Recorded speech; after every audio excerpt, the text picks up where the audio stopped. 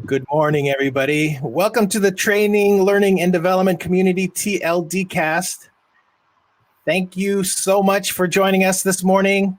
Tammy, we've missed you too. Thanks for popping in. Hey, Joe.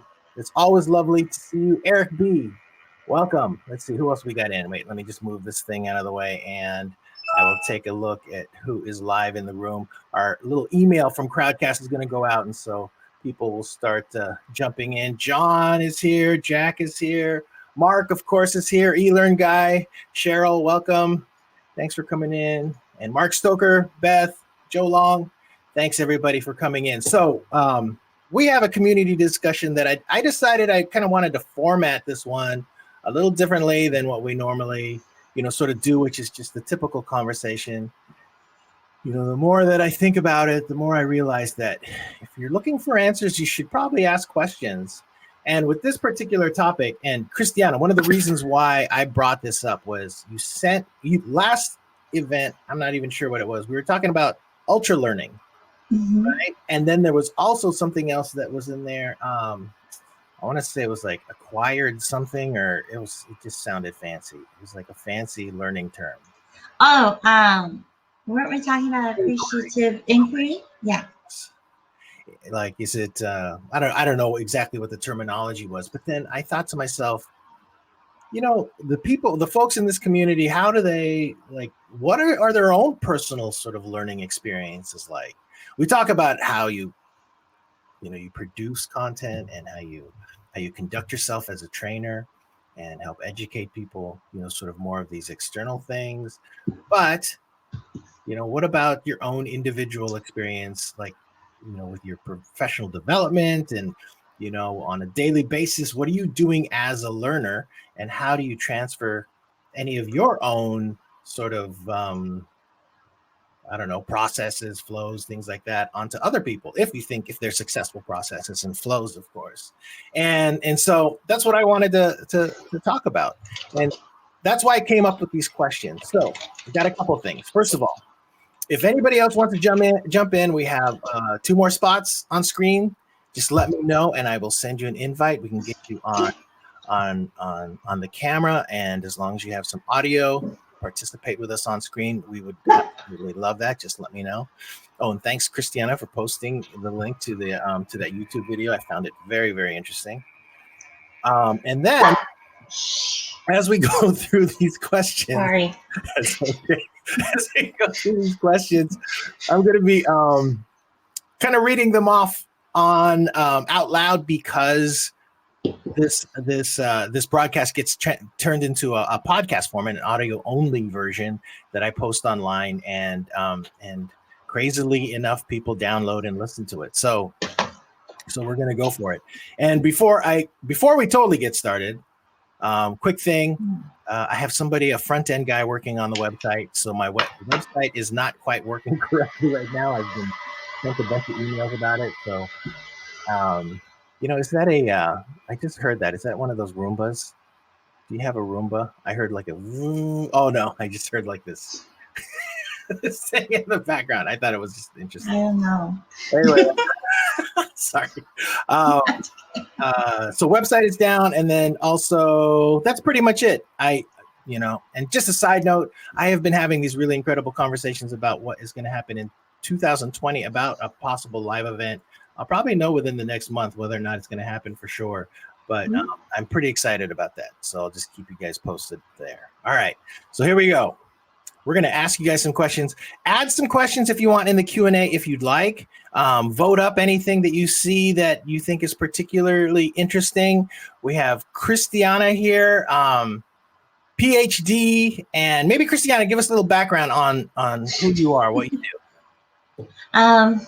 I am Director of Learning Solutions at a gaming company called Aristocrat. So I mean gaming and the original gaming. So we make slot machines and casino management software. And I've been doing that in 2 weeks. It will be 12 years.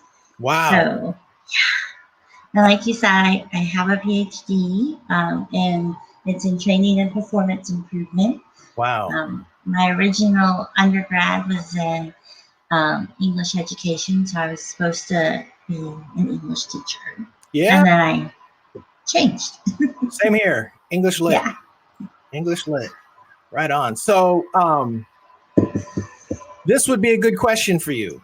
What do you think Okay. the current state of instructional design that just disappeared on me because people started voting stuff up? But what do you think of the current state of instructional design? As a longtime vet, it seems like that would be a good question for you. And you've probably seen a ton change over the last 12 years. And of course, everybody, remember, answer the question in chat too, please, if you can. So the current Please, state of please. instructional design, what do you guys, what do you think?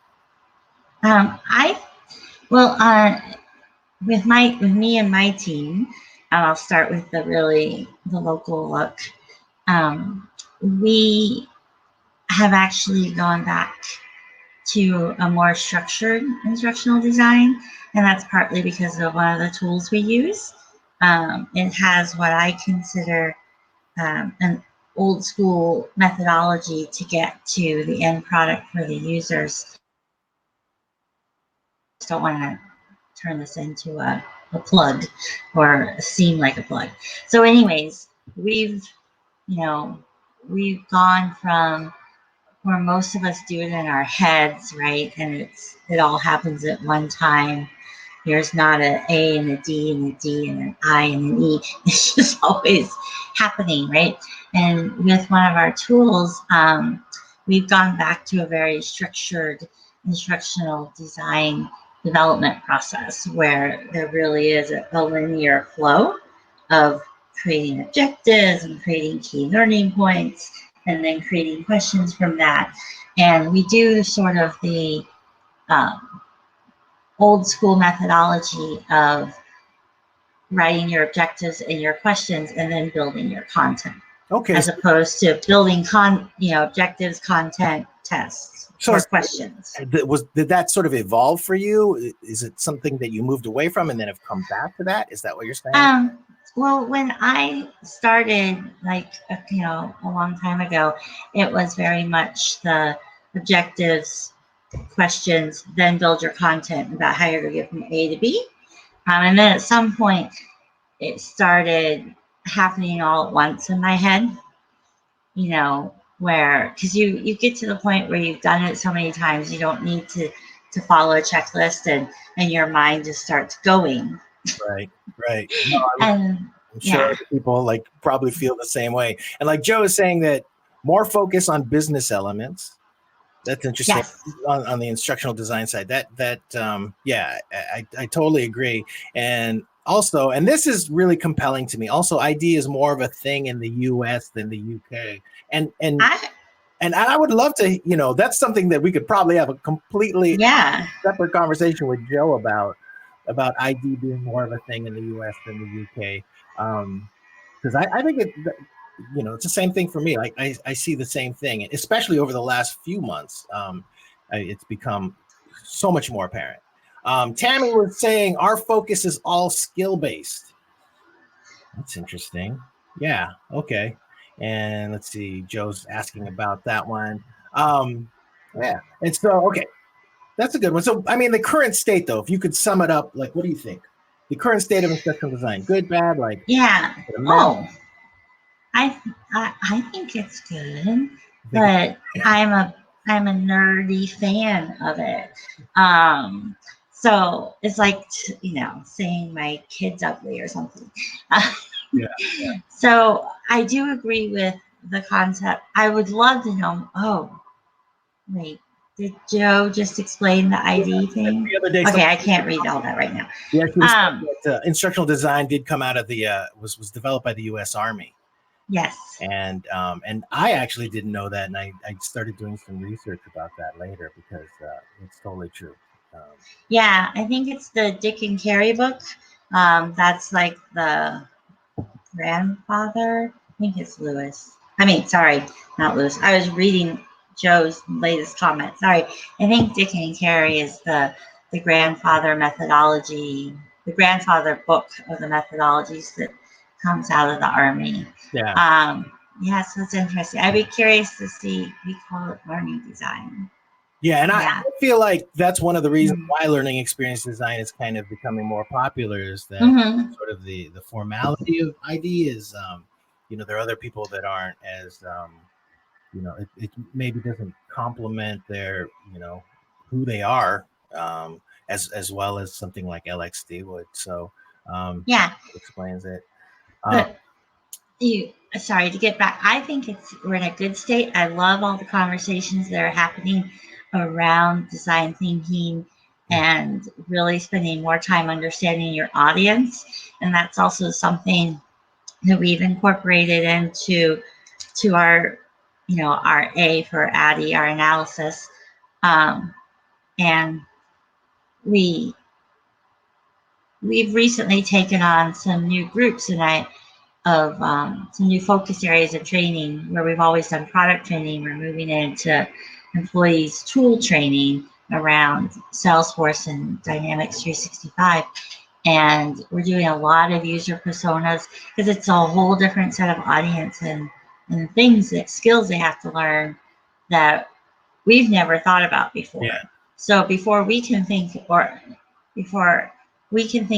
it and help them, we need to have a better understanding. So we're doing a lot of doing deep dives, sitting with them and doing way more analysis um, than we normally do on the product side. Because like I've been building training on our products for almost 12 years, so I know the technicians. I know what they're looking for because I've done that, and I can just breeze through it.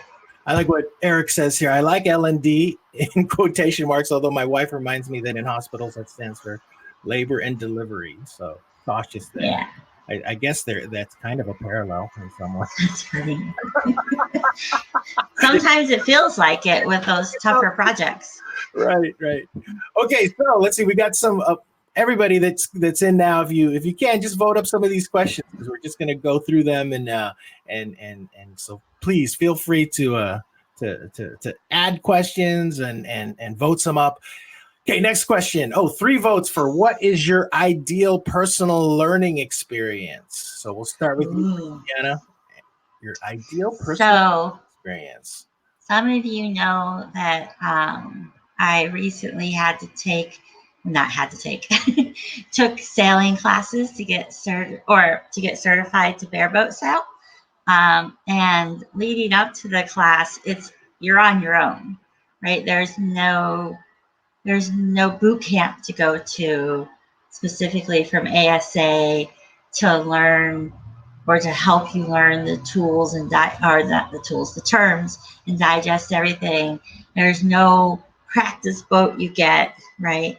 So you're reading all these books that were written by Schmies, and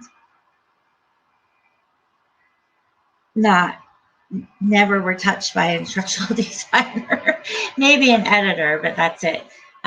So not your ideal learning experience. No, so I had to turn it into mine because I had to learn this. Yeah. And we actually, one thing that our instructor kept telling us ahead of time was to make sure we read everything and know the practice exams and be able to pass them all.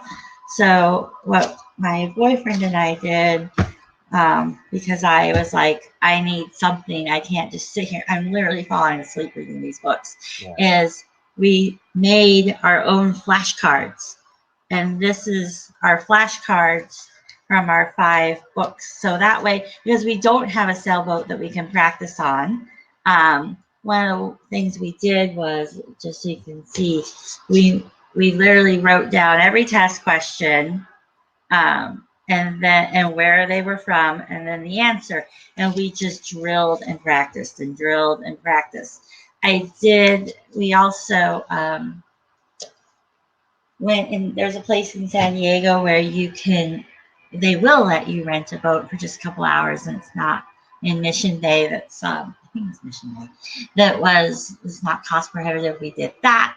So we did go get some hands-on practice, and I went out. There's actually a Nevada Yacht Club, shockingly, out at Lake Mead. And so I got a friend who has a boat to take me out and, make me do everything. And so did you pass? So yes, we did. And thank goodness. Yeah. But I mean, we were literally sitting there some nights. We would, for like date night dinner, we're sitting at this restaurant and we're going through flashcards, quizzing each other. Right. No, And that's awesome. yeah. I mean, so that's still not my most ideal learning experience, but I had to do something because reading the books and looking at the quizzes in the back of the chapters was not helping me. I'm sure. Is that something that you see like on a regular basis when you have to? I mean, as an ID nerd, you probably run into that quite a bit, and I'm sure other people in the audience do as well, where you might be, like, oh, I mean, honestly, even for me at work, we had some messaging coming through the through the that was referencing learning styles, and it's like, oops, nope. You guys, we got to shut this down right now. It kind of reminds me of a friend of mine who's a tile guy. When he walks into a place that has like nice tile, he's always like scrutinizing the tile. So like as a trainer, you probably, when you're getting just completely scrutinizing, like, how people are forcing you into certain situations. Yeah. So the school that we went to is called West Coast Multi Halls out of California. And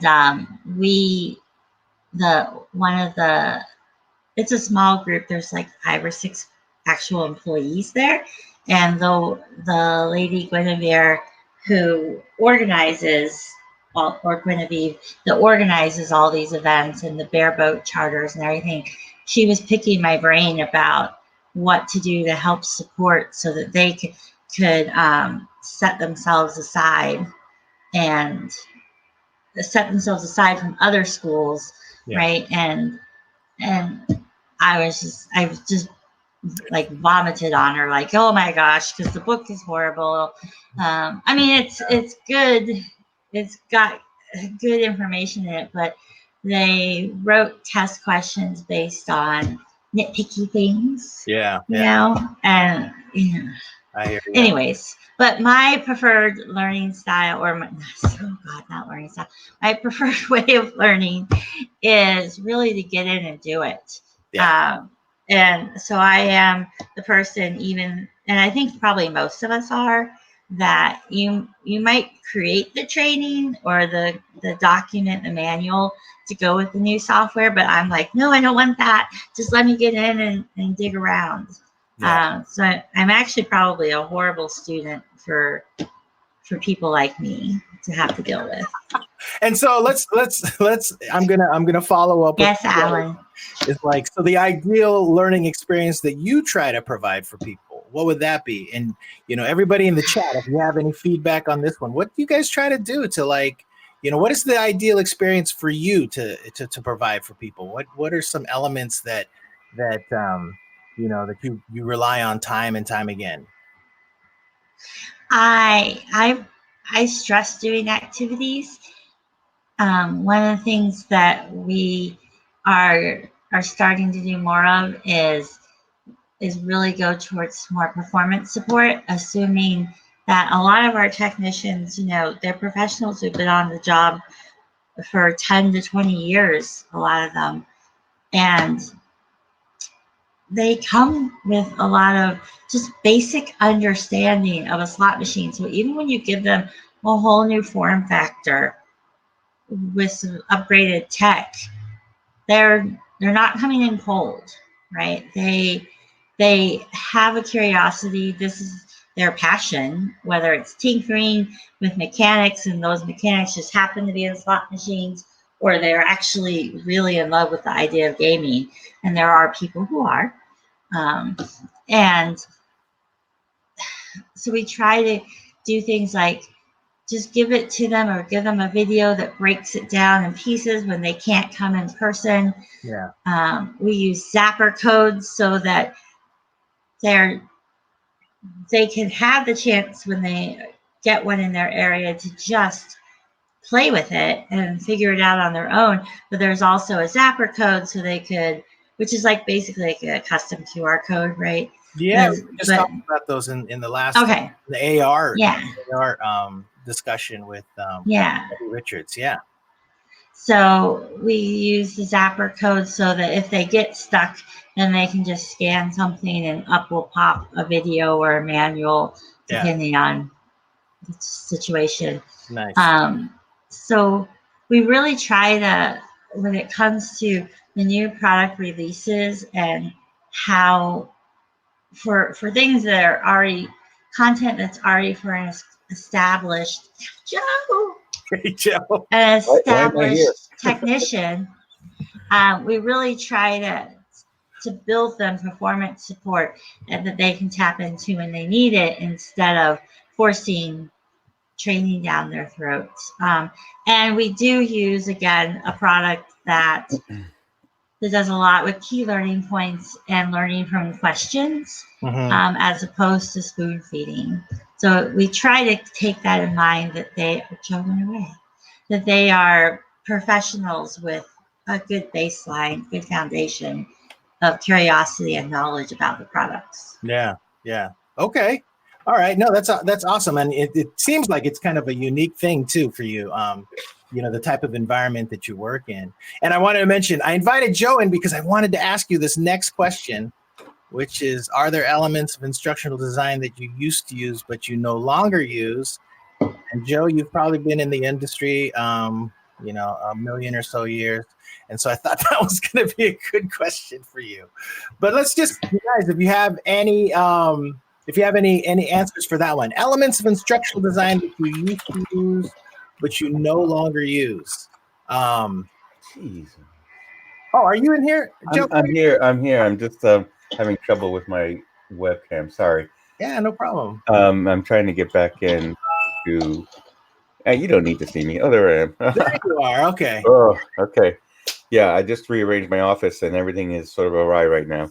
No, you have a So curtain. your question, yes, that's a really good question because I think from way back when, I mean, a lot of the things that we used to do, we still apply today. I mean, instructional design as a whole does not seem to be as prone to change as much as some of us would like to think it is. But I mean, the principles that I was applying back in the 80s, to create e-learning, I still apply today to very good effect. I mean, the fact that you want to make it interactive, the fact that you want to make it engaging, the fact that you want to make sure that you're not overloading them. I will say that I think we used to overload students a lot more than we do now. In other words, we used to put in a lot of stuff. Yeah. And now I guess the biggest change I can think of right now, off the cuff, is micro learning as a whole has become much more the norm. Okay. We used to use micro learning even back then, but sort of as what we used to call, and still do sometimes, performance support systems. A moment of need. A quickie little, but more as a refresher type of an approach than standard learning. Uh, I'll give you one quick example, and then I'll be quiet for now. Which is that back, I guess it was in the '90s, I was asked to create a calculus course for William C. Brown Publishers. So I go out to Iowa, Dubuque, and the author there, a professor who had written a huge calculus textbook, flew in from Marlborough College in Vermont, and we met there at the publishers. And when I started asking them, what is it that I'm going to be including as far as content, the guy hands me this 1,500-page textbook and says, "This." And I'm like, okay, but and of course, as calculus textbooks are prone to be, it wasn't like large print; it was tiny print, lots of graphs, and so on. And I'm like, yeah, but what part of it? Well, the whole thing. And I'm like, okay, well, next 25 years available, we can get this thing done, but it's not going to really be. And he was like a little put off by that, like, well, what do you mean? And it took a lot of education on my part for them to understand how this stuff works. And anyway, that's that kind of mentality I don't see as much anymore as I used Good to. to hear. I was going to say, it's like, I was going to ask you, how often do you still see that, like where people just pile a bunch on you? Because I know that's probably kind of a fairly, or used to be a kind of a common thing. It's like, here's this book. Yeah, not as much as it used to be, but occasionally, sure, because I excuse me, I do work with a lot of organizations still that have never done this kind of thing before, and so, but they're much more ready to listen to me rather than just tell me what to do. They're like, "What should we do?" And then they start to understand how they need to limit their the amount of content shown at any given time and so on. And so I don't really see that problem much anymore because I too tend to get people asking me rather than just telling me what they want. At least that's the way it's been working out for me. Right. And so, is there anything particular, like outside of instructional design, like say a skill set or something that you found to be particularly complementary? Well, yeah. Oh, that's a totally different question because now we're talking about technology and tools and such. And yes, of course, things are very different now. I've been, as you already know, as a latest example, using chatbots in your learning can be quite a nice extension to helping people learn because chatbots they help take the place of the missing instructor because in a classroom setting you have an instructor that you can ask questions to, you can role play with, you can do all sorts of things with an instructor, a live human being. And when that person isn't there because you're doing self-paced learning, chatbots can do quite a bit of replacing that missing link. When you, for instance, having a chatbot where you are role playing between a customer and a vendor or a doctor and a patient, that sort of thing can be quite nice because it's free form. It's just like real life. It's not like where you're being given a scenario and you have to choose from one of four options and that will then branch. I mean, I love scenarios and I've always used them, but now we're talking about something that is so much more freeform. But that's just one example, chatbots, because now we got VR, we got AR, we got mixed reality, we got all sorts of things now that we can put into play. So How about for yourself personally? Any like professional, like personal, individual skills that you have that has been complementary to your your career as an instructional designer? Like Christiana was saying that she was going to be an English teacher, and I'm sort of wondering about how much that has kind of helped, like you as as an ID. Certainly, in fact, in all my career, I have seen people come in from every field that I could think of and be able to put a lot of that into play. I've had one of my best developers I've ever had on my team was originally a chef and decided he wanted to learn how to create learning. And next thing he was creating really good learning stuff.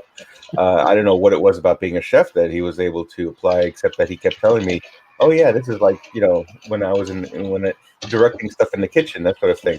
Okay, well, the point is that my field originally was going to be programming, and so I got my computer science degree in college. Yeah. But while I was still at university, I started it with the learning. That's where I really got started with e-learning before it was called e-learning. It was called computer-based training. So I was able to apply a lot of the logic and rationale that normally we have to use in programming to how to approach in learning as well. So in a way, what I'm seeing happening, and I'll try to keep this real brief, but what I see this happening is we used to like, oh yeah, you had to be a programmer to do any kind of this stuff, and then we got authoring tools that came into play. In fact, when in a senior level computer class I had, our instructor, and this was just before I graduated, the teacher told us. Yeah, you guys are all going to be out of a job in 5 years because there's these new things called authoring tools that are coming out. They're going to make it easy for anyone to program. Well, that isn't true at all. Programmers are still needed desperately, and I think he misunderstood what an authoring tool was supposed to be. It wasn't a programming substitute, although it is to some degree. Anyway, the point is that what was I saying? programming, and then I did the little aside, and so suddenly I lost track of what I was saying. No, Yeah. Well, let me read what Eric B says here. When I came into ID, courses were measured in days. Now with e-learning, it's much more focused. My longest modules are probably 2 hours, and it was adapted from ILT. So yeah, That's a very important truth right there.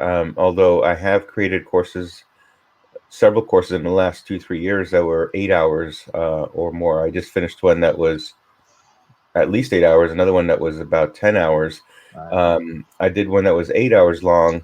That was about 5 years ago, and that was because it was interesting that it had to be 8 hours because it was being adapted from classroom training, and that was 8 hours long. And to get their certification, they had to be there for all 8 hours. And so they even though I was telling them, look, when you're doing self-paced learning, it's usually 40 to 50% of the time of sitting in the classroom. And they were like, yeah, but we have to have 8 hours, otherwise we can't get certified. So okay. So we had to, in essence, add a lot of extra things like FAQs and I was gonna say glossaries, but not really, FAQs and all sorts of other resources to try to pad out 8 hours. All good stuff that they could use, but nothing that was not important at all, but less important. So anyway, the point is, I'm still doing some longer courses, but yeah, I used to do courses too that were 5 days long. I did one that was 78 hours. I remember, so that's a you 2 week say course right there. 78 hours. That was back in the early 90s. Yeah. Wow. Yeah. That's crazy. How about you, Christiana? Like the stuff that you build and you create, like, have you seen it sort of change? Like from being, are you more like micro learning types of format or? Yeah. Yeah. Yeah, we're on the, if you want to call it the bandwagon, the micro learning bandwagon. We It's just the buzzword. We're very into chunking the content, and that's something I used to like. To Joe's point, when I started in instructional design for corporate training and being online, one of the things I did was help professors take their classes online. I worked at a variety of different universities, and it's rough to convert the ILT. And I've made semester long courses and everything, but it's different because it's a bunch of reading. But we now, so I guess I've always had that mindset of having to look at something big. Sorry, I'm going off screen, and chunk it down into little bites. It used to be that the big was a semester in my world, and having to chunk it into 16 weeks and different interactions for every week. But now we're really into chunking and saying, well, rather than putting out when there's a new, again, in our case, a new slot machine cabinet out, and you could film it from top to bottom, inside and out, and make like a 60, 90-minute video, right? But instead, we focus on the outside, then we focus on the inside, or we focus on the topper, we focus on the brains. So that way we end up with like 6 or 7 different videos. And that's micro learning in our world. And I don't know if that is what people mean when they talk about the buzzword, but that's what we mean when we say it's chunky, basically. Right. No, definitely. And that kind of speaks to sort of the next question that's in line here in the Q&A area about, which is how has instructional design basically changed for you since you've taken it on as a profession? And I think that's an interesting question, especially for anybody that might be new to the space, just kind of knowing historically what it used to be like for people that have been doing it for a while, and so the difference between then and now, and especially for you, Joe, like you're talking about 80s, and you have a computer science degree, if I remember correctly, right? Yeah. And so obviously you have seen a ton of change since when you first started, but has it really changed like that much? Obviously, in the 80s we didn't have something called the internet, right? It's really hard to understand that. I myself have difficulty remembering things like, how did I find my first job, without the internet? how did I get information, without the internet? I'm having a hard time remembering how I got my first job out of college, because I moved to Virginia. I was flown out and interviewed for a full day by Ford Aerospace.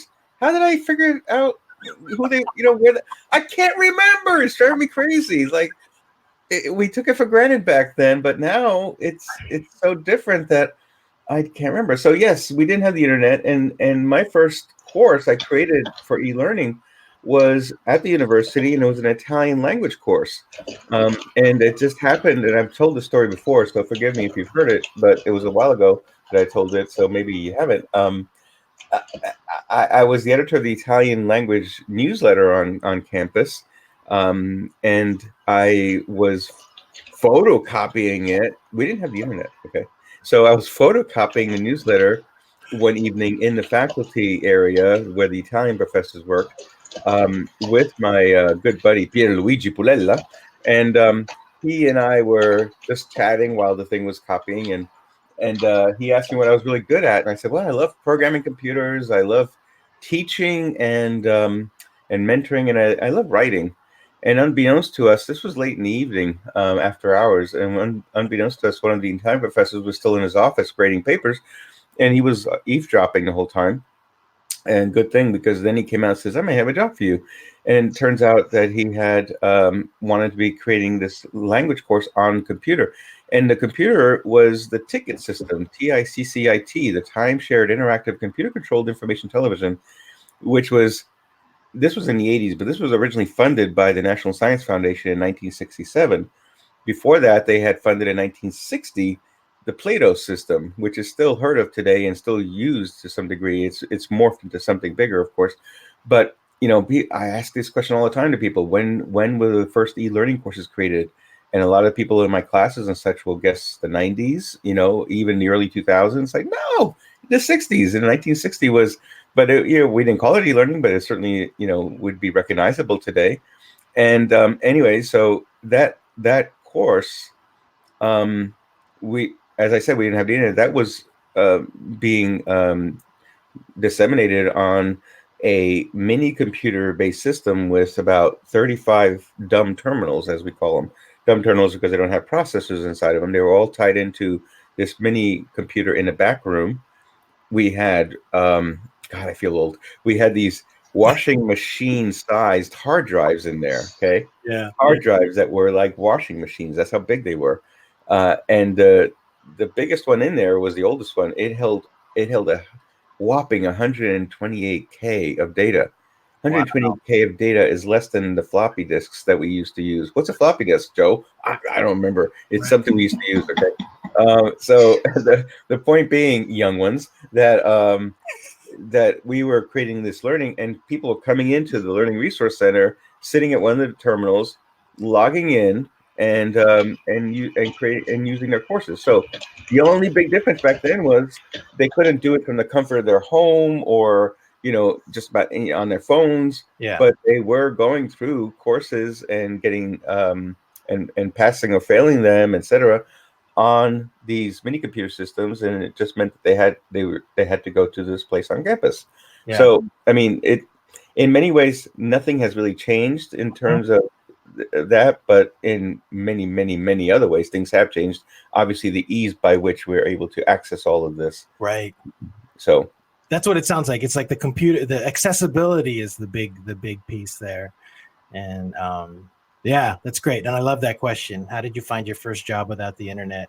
I'm going to have to post that on Slack. I don't know. I'm going to tell you, when I first started at the e-learning guild, and I actually found that job in the classifieds of the local newspaper, and it said, fax your resume to this thing. So I faxed my resume over, and then it hit me like 2 or 3 weeks ago.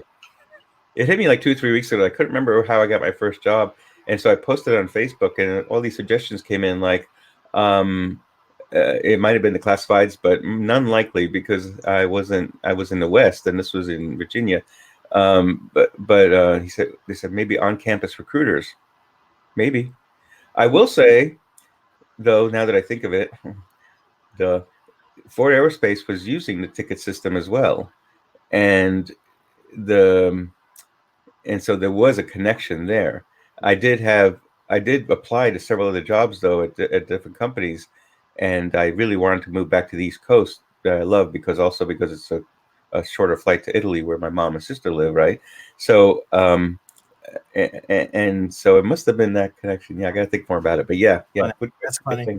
I like this comment that Joe makes about she used to joke about computers having holes in the sides for coal. That's a good one. That's a really good one. Christiana, how about you? So over the last, how long have you been professionally? Maybe after you were doing your academics, how much has it changed? That you've been? How long has it been? I mean, you could probably say it that has it been more than 10 years, less than 20? Oh, for e-learning specifically or education? Just for e-learning specifically. How much? Okay.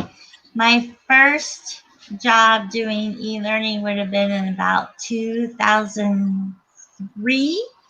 I was in Florida No, I graduated high school in 1989. It just took me a while to get to e-learning. Okay. And I was working at Raymond James, which is a financial company in the East Coast. And I remember because I had been a web designer prior to that, because I never got a full-time teaching English teacher gig in Florida because there was an overabundance of English teachers at the time in the 90s. So I actually turned to technical writing and web design for a little while in my first corporate days. And so technical writers and web designers moving into I've seen that quite a bit.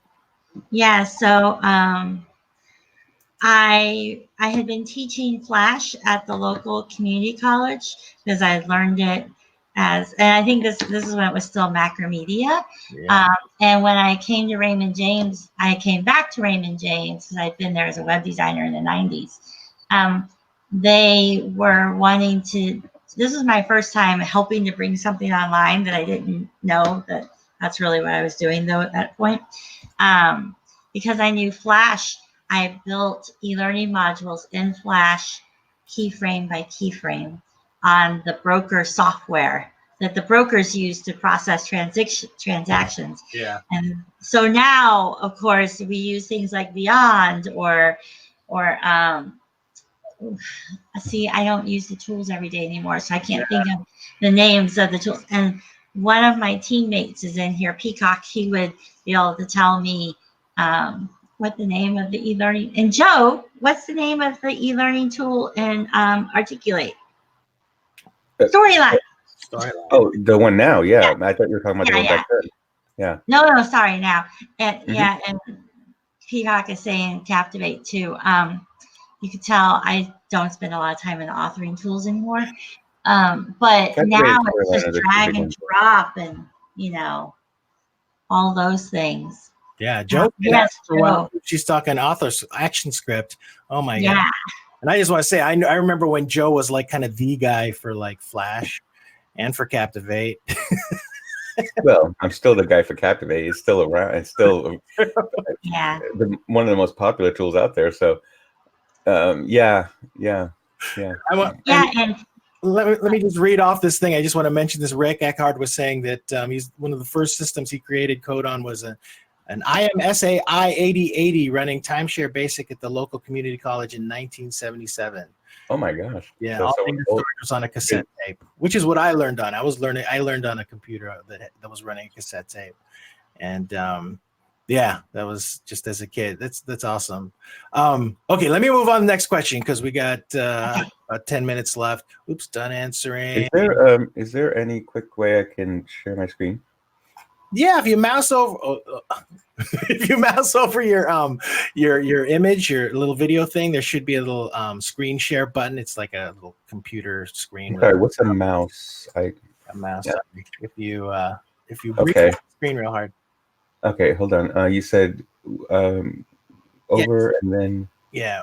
Hover over the screen, and then you should see a little sort of computer image with an arrow on it. Share screen. Okay, keep going, and I'll figure it out. Here's, oh, this one just popped up. Someone voted for this one. Kitsal, quick, someone make an e-learning and help Joe out. Yeah, you could do that real quick, Kitsal. What are the most enjoyable and least enjoyable parts of your profession? Oh my gosh, such a good one. Most enjoyable and least enjoyable. Let's start with you, Christiana, and then we'll move to Joe. My most enjoyable is this. Well, I have like 5 million things, but the things that are popping into my head are the cliche of the spark. It's not as heartwarming as it used to be, because used to be you would stand in the classroom in front of the students, and you would literally see the spark, right? And now you're separated by distance, it's asynchronous, all that. So you don't really see the spark, but when it happens, when they're like, oh, I get it, I just learned something. I love that moment. So now I like it when I actually see the text in person and they tell me, oh my God, the team made such a great thing, da da da, you know. So that's one of my most favorite things. And then I also really enjoy the analysis phase. Okay, so that's sorry, I had to stop and That's what I wanted to share. Funny. Yeah. So Joe is showing a cartoon, Life Before Google, a short story. I just thought of something I'd like to know more about. That's damn shame. One of my favorite cartoons ever. Post that. That's awesome. Post that well. So that spark, Christiana, yeah, like, you know, yes. So you really, really miss that. Yeah, so I love the infinity we got going. That's how do I stop sharing? There we go. Thank you. Yeah, so I really like the spark, and now that I don't necessarily get to see the spark like we used to in the ILT days, or even the webinar like this, you know, you can see sparks here. I really enjoy the analysis and getting to really do a deep dive, because nowadays, if I was 18 again and had to go to college, I would probably study like behavioral economics or something. And I know like Kara knows this because we're usually geeking out somewhere about Freakonomics, or Dr. Thaler, sorry. And I would just be studying behavioral economics. So for me, the analysis part sort of lets me play in that world where I'm trying to gather all the research about a group and figure out the best path forward for them to help them. Interesting. That's good to kind of know that about you. Actually, it's that's like an interesting element to who you are individually. It'll be good to keep that in mind when we talk again. How about you, Joe? Most enjoyable and least enjoyable parts of your profession? Most enjoyable, I think, would be where not just the content seems really interesting, but also the approach we're taking. So I did a big course for FEMA back in around 2002, maybe, or something like that. And I loved it because we had very realistic looking 3D images that we were creating of homes that had been damaged by flood, by earthquake, and by high wind.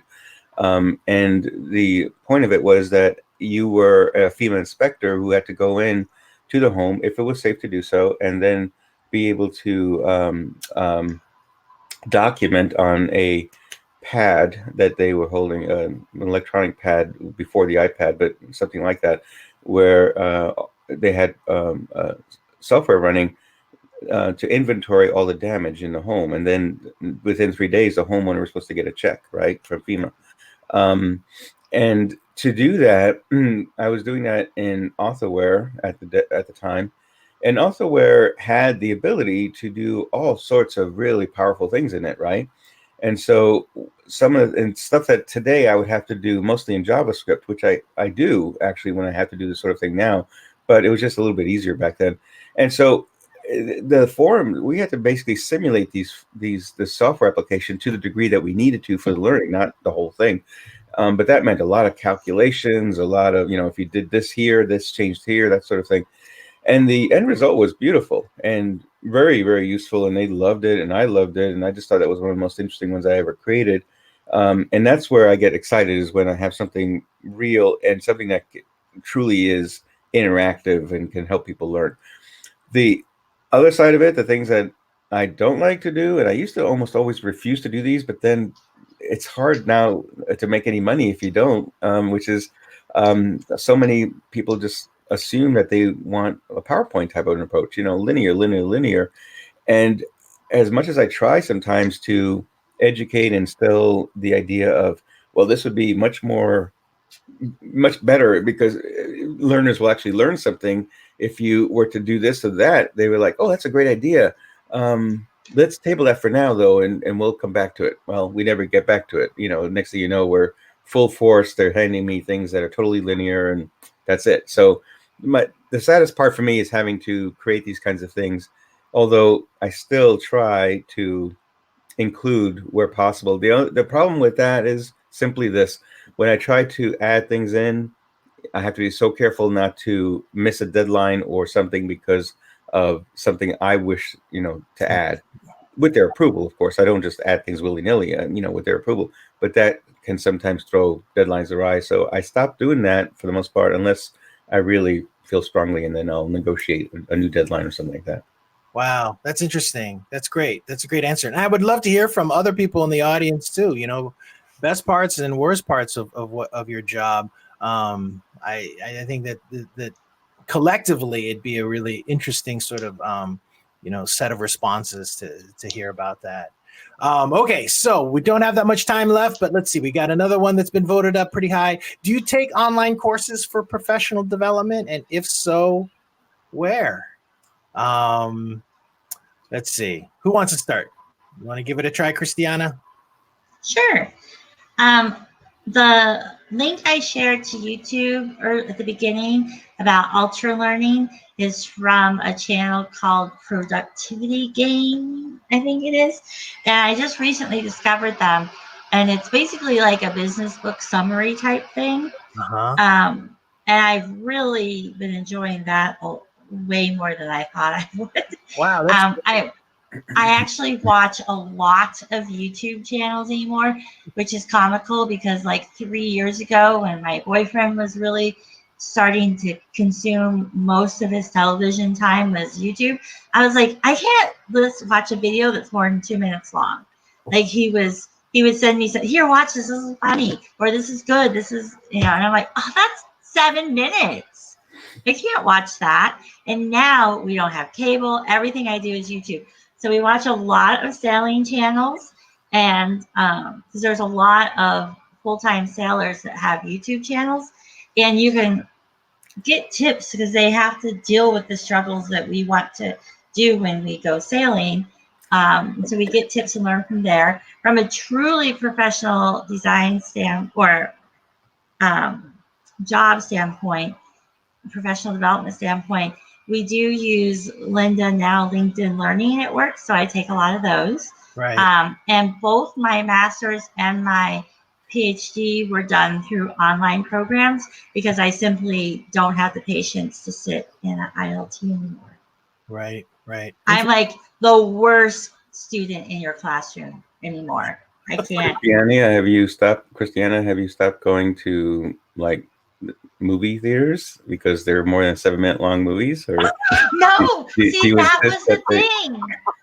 It was totally irrational because I love movies and I can watch an hour-long TV show. But when he sent me a YouTube video when a few years ago, I was like, I can't watch that. Yeah, but now I'm all in.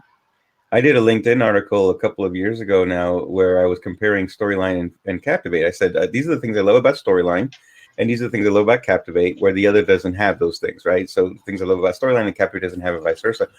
And somebody said, oh, these are too long to read. And so I said, okay. So I made 2 YouTube videos about them. Yeah. The one that was like the things I love about Storyline was a much newer tool. It didn't have as many features, and still doesn't really. And so I that was about 17 minutes long. Ooh, I know that's too long for you, Christiana, but still 17 minutes.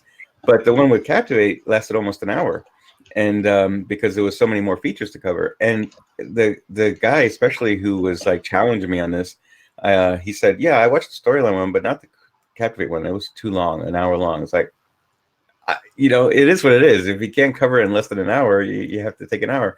maybe I should have, made 52-minute segments, or 32-minute segments or something.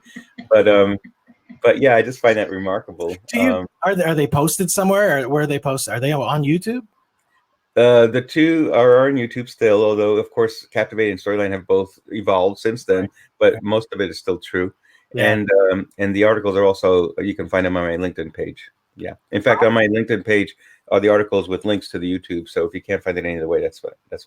I will post the link to it in the blog notes. So how about you? I mean, Joe, how much professional development do you still do? I mean, and where do you get it from if you do still do some professional development? That's a good question, because I am signed up for lots and lots of stuff online, and only occasionally do I get a chance to actually do any of it. And that's really a choice. I mean, yeah, of course, I spend some of my time reading for pleasure, like books and ebooks and things, or watching a movie. I could be like spending all my time just doing that outside of work stuff, but I have a family and this and that. So yes, I have spent a lot of money over the years on courses that I've yet to actually take. Yeah. And by the time I do, some of them will probably be outdated. But yes, I have gone occasionally on lynda.com or LinkedIn Learning, as it's called. And I've signed up with Mark Lassoff's Framework TV, which is more about programming, stuff to keep my programming skills up to speed. Several others too. There are things that pop up sometimes. I'll just sign up for and put a link to bookmark it to come back to it later. And then sometimes I just don't do that. So yes, I do, but I don't. So it reminds me of kind of like having that pile of books next to your bed that you're like, it's like, I'm going to get to that. I'm going to get to that at some point. You never do. I have over 800 Kindle books that I haven't read yet. Most of which were free, by the way. Because, by the way, if you like reading, BookBub is a subscription service. Every day I get an email that says these books are free right now for the day, and you can just download them for free, or like $1.99 rather than $8.99, that sort of thing. So yeah, of course, I've collected a lot of books that were free or low cost. I've also occasionally bought full price, but most of them are free. I did organize them though, science fiction and thrillers and nonfiction, that sort of thing. So at least I have some semblance of sanity there. But yeah, and if you get stranded on a desert island, you have your Kindle. You'll have some time. I just won't have any place to charge my phone, so that's true. I actually work for O'Reilly Media, and it's a huge learning platform, right? And so and they also, like, as soon as you walk into the front door every day at work, you're just surrounded by this huge library of books. And as an employee, you take whatever you want home anytime. You can just grab whatever's on the shelf that interests you. And so, yeah, I have a lot of books on my bedside table, and I also have a ton of online courses that I have in what O'Reilly calls their playlist. I have them sort of set aside in my account, and they're amazing. I mean, it's incredible content. If you're somebody that's an AI person or data scientist or anything that's involved in that, I just can't believe that I have access to all this stuff like for free as an employee there. But so I'm just shout out to O'Reilly.com if you guys want to check it out. All right. Well, you guys, it's been over an hour, and I want to thank you so much for participating. Everyone in chat, Joe, Alan, Eric, Martin, thanks for coming in. I really appreciate it. We're going to do this again. Every time that I come up with a community discussion, I'm just going to line up a bunch of questions, because we didn't even get through half of our questions. And remember, if you guys want to participate online, get into the on screen. Let me know beforehand. And sorry, Joe, that I just invited you without asking, but I couldn't. It's okay. I go with the flow. Yeah, I didn't get to talk to you in Las Vegas when I saw you, so I'm like, I'm just getting him on here. All right. If I'd known, I would have shaved, but Okay. Thanks, and Christiana, thank you so much. Everybody have a great day. You're welcome. Tomorrow we have a VR discussion with James Watson. Top 7 things to know about implementing training with VR. It's going to be tomorrow at 7 a.m. So until then, and if any of you live in the Santa Rosa area in Northern California, I have my first show with my new band on Saturday. So if you want to go. But all right, you guys have a great day. Thanks. Bye. Bye.